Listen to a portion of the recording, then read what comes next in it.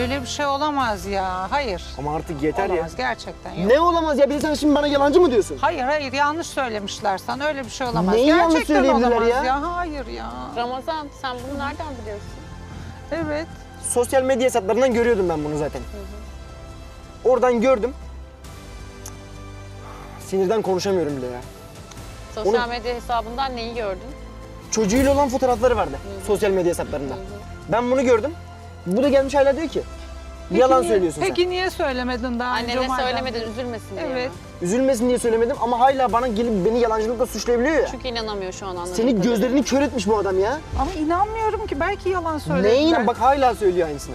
Yani inanmıyorum. Hala beni yalanlamaya çalışıyorsun ya. Hala beni yalanlamaya çalışıyorsun sen numaradan ya. yapmışlar. Ramazan, dur, Yoktur dur. öyle bir şey. Reyhan İnanmıyorum. Hanım, eşiniz Almanya'da bir evlilik yapmış. Gerçekten. Evet. Ve bu evlilikten bir tane de kız çocuğu dünyaya gelmiş. Yani Ramazan'ın söylediklerinin hepsi doğru.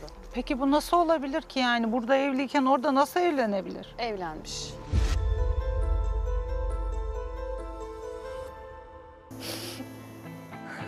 Bana bunu nasıl yaptın Adnan?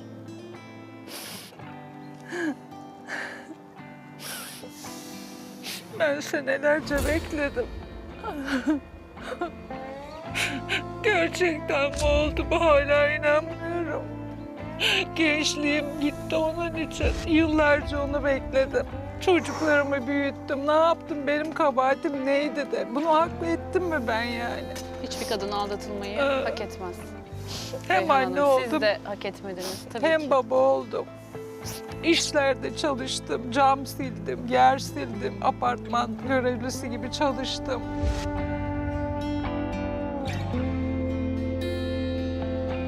Hiç tahmin etmediniz mi? Etmedim. Orada yeni bir hayat kurabileceğini. Hiç etmedim, Hiç. hiç etmedim. Tahmin etmedim çünkü o her zaman sözünde dururdu. Geleceğim dedi, Bak söz al verdi. sözünde duran adam bak. Hayır ben görmek Bak, istemiyorum. bak kızının Hayır, fotoğrafına bak. hayır, İstemiyorum hayır. Hala hayır, istemiyorum diyorsun ya. Hala inkar etmeye çalışıyorsun. Görmek istemiyorum. Senin hayır. gözlerin kör olmuş ya. Hayır istemiyorum.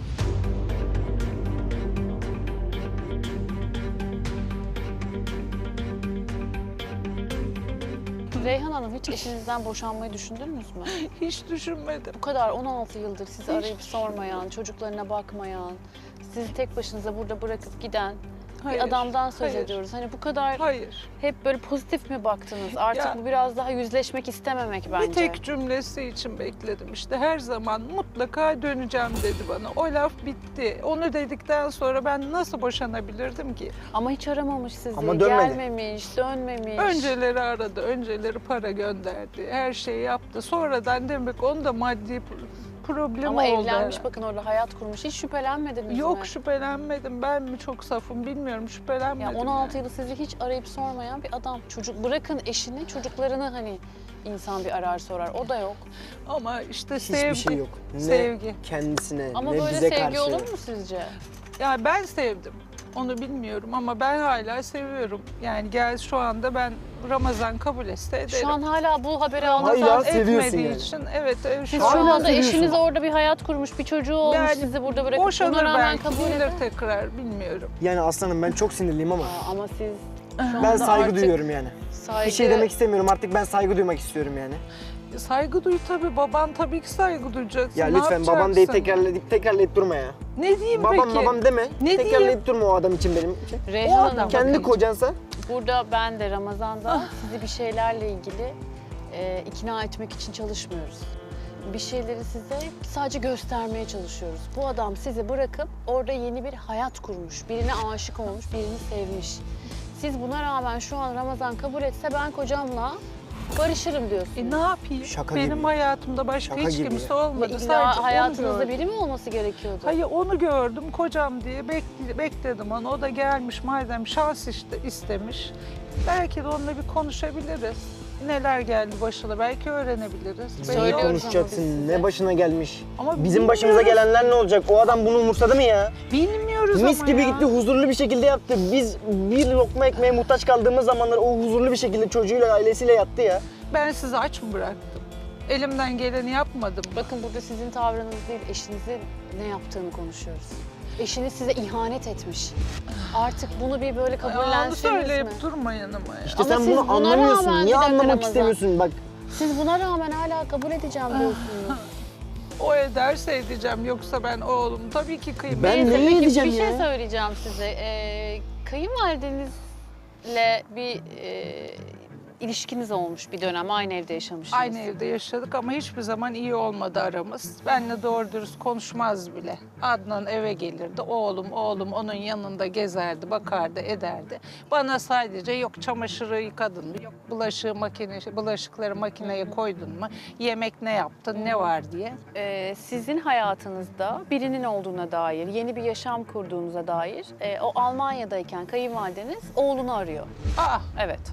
Ve diyor ki oğluna, Reyhan burada bir hayat kurdu diyor. niye öyle bir iftira atıyor bana? Babaannen diyor ki ve yakın eşiniz, dostunuz, o işte sosyal çevreniz, bu senin eşin diyor, burada yeni bir hayat kurdu diyor. O zaman o Adnan acaba Bey'e. onu duyup mu evleniyor ki? İnat Adnan mı Bey de yapıyor? bunu duyduktan inat değil. Adnan Bey bunu duyuyor. Madem orada bir hayat kurdu, Ha. ben de burada bir hayat kurayım diyor. Sizin böyle bir bilgiden haberiniz yok. Yok, hayır. Ve böyle bir şey de yok ortada, öyle mi? Yok, ortada da kayınvalidem böyle yapabilir yani her şey. Çünkü aramız hiçbir zaman iyi değildi. Ha, şaşırmadınız onun bu attığı iftiraya. Yani yapabilir diye düşünüyorum. Çünkü Ramazan olduktan sonra bile Ramazan'ı birazcık sevdi falan filan ama ikinci çocuğum olduktan sonra bana durmadan sabah akşam durmadan yatıyorsun, çocuk yapıyorsun diyen kadın daha ben ne beklerim Peki ki bir şey ondan? soracağım. Eşiniz Almanya'ya gitti. Artık Evet. belli ki ümit de yok. Gelmiyor, aramıyor, sormuyor. Para yollamayı da kesti. Siz kendi ailenizin yanına niye çocuklarınızı alıp gitmediniz? Hala orada kalmaya, işte Çünkü kendi başınıza devam ettiniz. Kaçtığım için ailem beni reddetti. Annem demiş ki ne ölüme gelsin ne dirime gelsin. O yüzden öldükten sonra cenazesine gittim ama babam da yüzüme bakmadı. Hiçbir akrabam bakmadı. Bir daha da buraya sakın kapıya gelme dediler. Babam ayrıca bir zarfın içine para koymuş.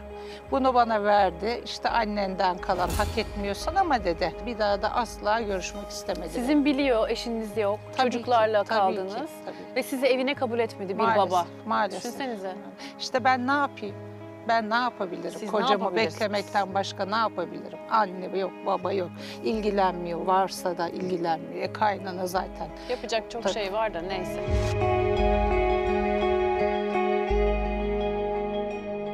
Ben sizin çaresizliğinizi anlayabiliyorum.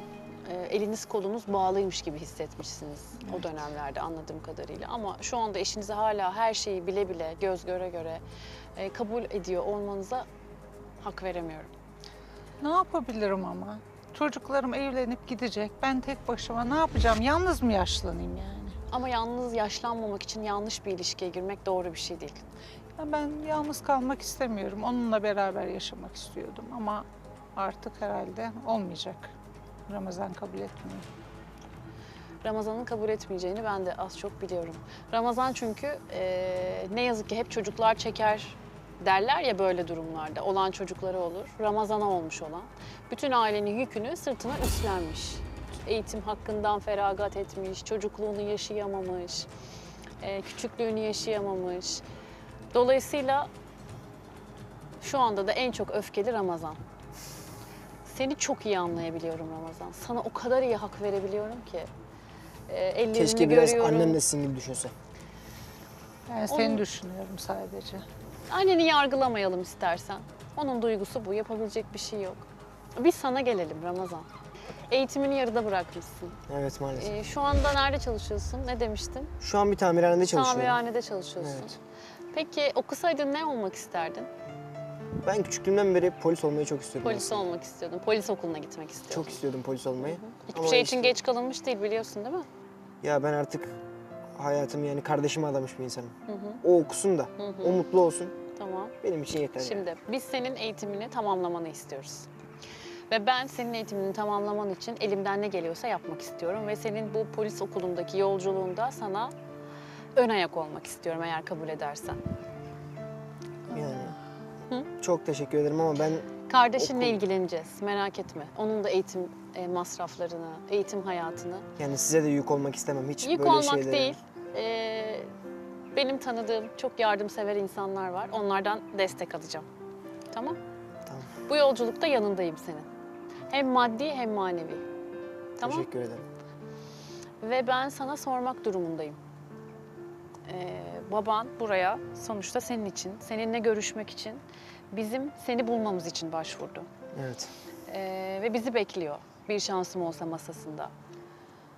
Ne istiyorsun? Görüşmek istiyor musun babanla? Yani aslında onun yüzünü bile görmek istemiyorum ama Biliyorum. ona iki çift lafım var. Hı.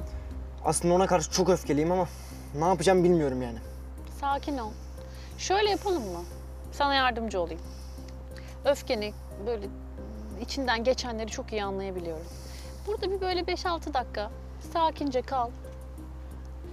Kendini bir dinle. Bir düşün. Oraya gelirsen mi daha iyi hissedeceksin? İçindekileri ona aktarırsan, yüzleşirsen mi daha iyi hissedeceksin? Buradan böylece çekip gidersen mi? Hangisi seni daha mutlu edecekse ona karar ver. Tamamdır. Ben seni şans masasında bekliyor olacağım. Tamamdır. Tamam mı?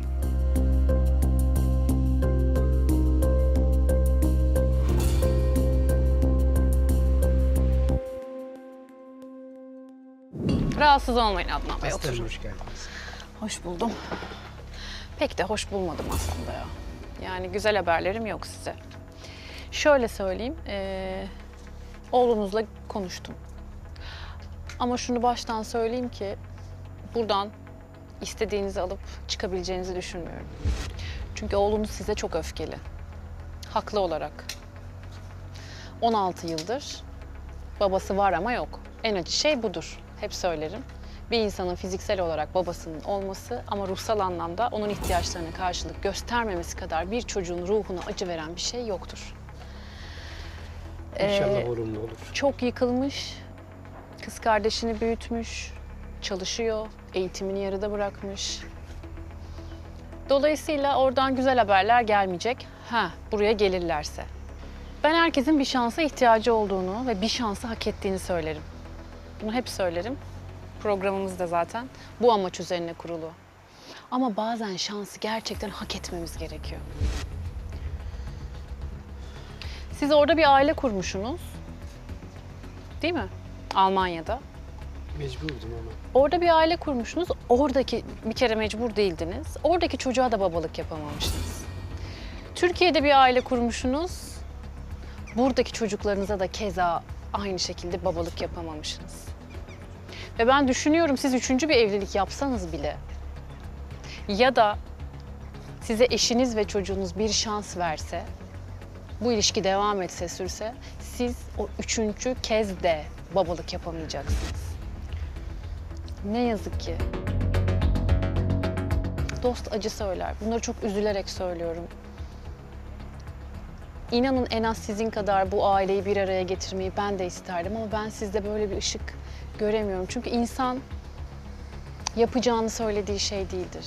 İnsan yaptığı şeydir. Geçmişte ne yaptıysanız osunuz. Çok acı. Şimdi gelecekler mi inanın bilmiyorum. Ama oğlunuz size dediğim gibi çok öfkeli. Annesi eşiniz, hala eşiniz. Size karşı enteresan bir şekilde yumuşak. Sizi her an affedebilecek durumda ama oğlunuz buna engel olacaktır.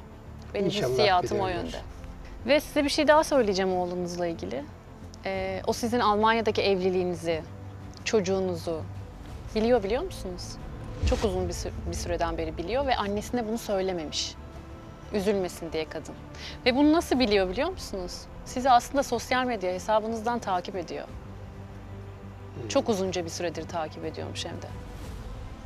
Ve sizin kızınızla olan fotoğraflarınızı, o mutlu anlarınızı, o sizin boy boy paylaşıp gittiğiniz, gezdiğiniz, gördüğünüz yerleri, güzel geçirdiğiniz vakitlerin hepsine o birebir şahit olmuş. Ve size bir şey söyleyeyim mi? Oğlunuz tamirhanede çalışıyormuş çok uzunca bir yıl süredir. Elleri kirli, simsiyah. Ama yüreği tertemiz bir çocuk. Sizin kızınıza bakıyor. Babalık yapıyor. Abilik yapıyor. Erkek kardeşlik yapıyor. Evi çekip çeviriyor. Evin babası olmuş durumda. Çok pişmanım aslanım. İnşallah gelirler. Bir şey soracağım. Buyurun. Reyhan öğrendi mi acaba Neyi? evlendiğini? Burada öğrendi az önce. Oğlunuz annesi üzülmesin diye bu bilgiyi içinde tutmuş, yüreğinde taşımış, omuzlarında yıllardır bir yük gibi taşımış.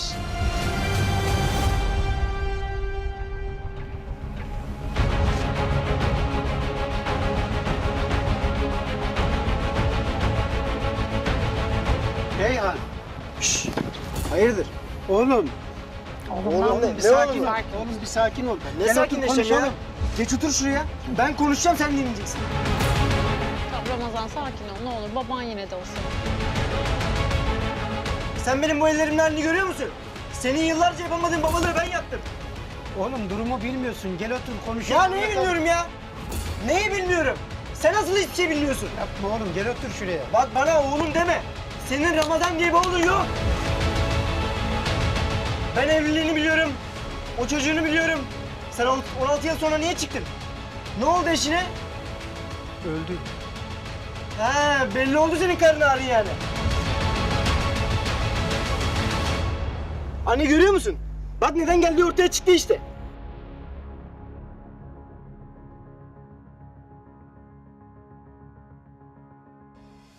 Aslanım, ben bu adamla daha fazla konuşmak istemiyorum.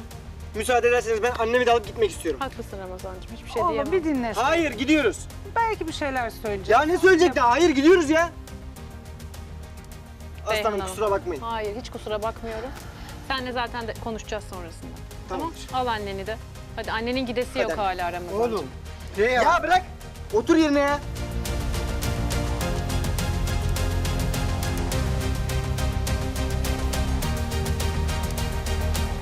Sevgili izleyiciler, hayırlı eş Allah'ın kuluna ikramıdır.